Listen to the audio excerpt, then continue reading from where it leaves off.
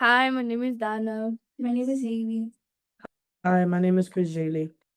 Hello, nice to meet you all. My name's Sebastian. Nice to meet you. Good morning.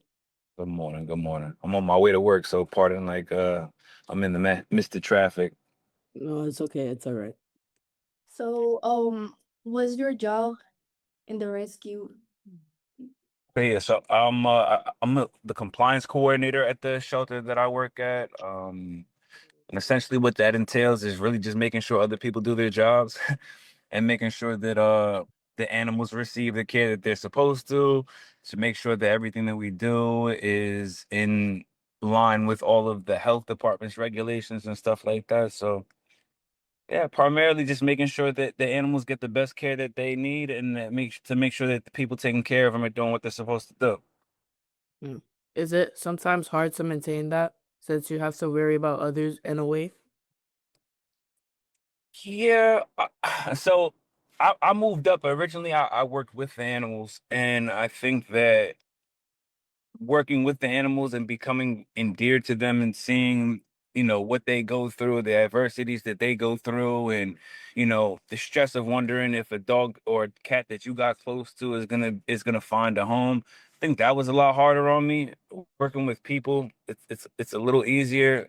I've taken kind of like a step back in my role to be like as close to the animals. I'm working more with the people that take care of the animals, and for me, that's kind of like a little easier because I'm a sucker for the animals. It kind of pulls at my heartstrings, so it's a little easier now. Okay, that's great to hear. Mhm. How did you get involved with animal rescue?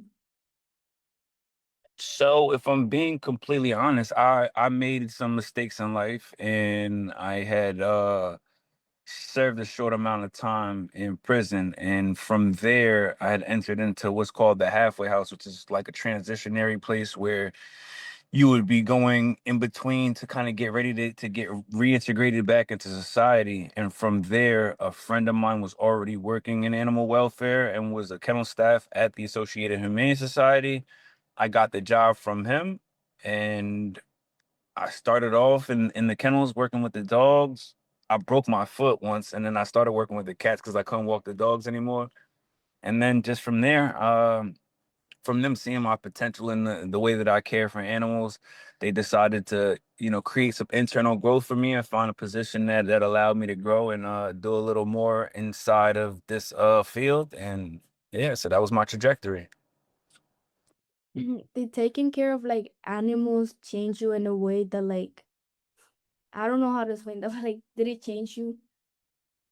Yeah, I think that the world could kind of be cold at times when you just deal with people, and it kind of hardens you to see like so many people have their own stuff going on, and it could feel like as human beings a lot of us don't care about anything other than what we have going on. And when it comes to domesticated animals, and by domestic I mean the animals that we choose to have as pets and care for, their livelihood and their well-being is reliant on us. So, to see so many different animals and dogs and cats that once had a home inside of a shelter with nobody to care for, or to be abandoned, or to be left in as if nobody ever loved them, I think that kind of like softened me up a bit. I know that as tough as my exterior has been at times, I did a lot of crying in my first year, seeing all the stuff that the dogs go through. And even at the best shelter, they're only getting walked a couple times a day. Their cages are predominantly small, so the best time that an animal could ever be in a shelter is 0 days. And to see these animals and what they go through, even in the nicest shelter, it kind of breaks your heart. And you want to do whatever you can to kind of affect their lives and be there for them and kind of be that support and that love that's missing from their lives. But you could only do so much. But yeah, it definitely softened me up, I'd say. Um, what is your favorite rescue story? My favorite rescue story. Mm-hmm. Hmm. Well, there was a dog named Wilson when I worked in the kennels once, and he came in. He was so dirty. He was all a white pit with like red spots, and he was like super super dirty. And he had both of his ears were infected. Like he had like pus and ooze coming out of his ears, and he was like very docile and almost like it almost seemed like he kind of gave up. And when he first came in, he kind of took to me, and medical had to clean his ears. And a lot of times dogs don't like that. Like when you're sticking stuff in their ears, they'll kind of go crazy. But he had submitted so much because he knew he was in pain so much that he was just like a big old ball of mush. So I brought him to the medical department so they can clean his ears out. And I held him the whole time. And like the whole time they were cleaning him up and cleaning. First they cleaned his ears and they were sticking stuff all in his ears to get the infection out. And he kind of like just buried his head into the nestle in between like my arms and stuff like that. And just like the complete trust he had, even though, in order to get him better, they had to hurt him a little bit, like the complete trust he had in me. And, he kind of clinged to me from there on. And then after that, after he was medicated, I took him and I washed him all up, and he was a beautiful dog. He was just really dirty and really sick. So, once we nursed him back to health, he was at my side all the time. And to see him get nursed back to health and like really like develop that trust in me and cling to me, I feel like that was like a real special moment. And the calm demeanor that he had completely left when he got better. He was like a kid with like ADHD. He's bouncing off the walls, he's happy, he's wagging his tail, he's jumping, even so much so that he became a little too much, because he's a lot of dog. But to see him go from looking like he's defeated and ready to give up to like become himself again and then trusting me, I think that was one of my favorite rescue stories. Really special to me. How can people support animals?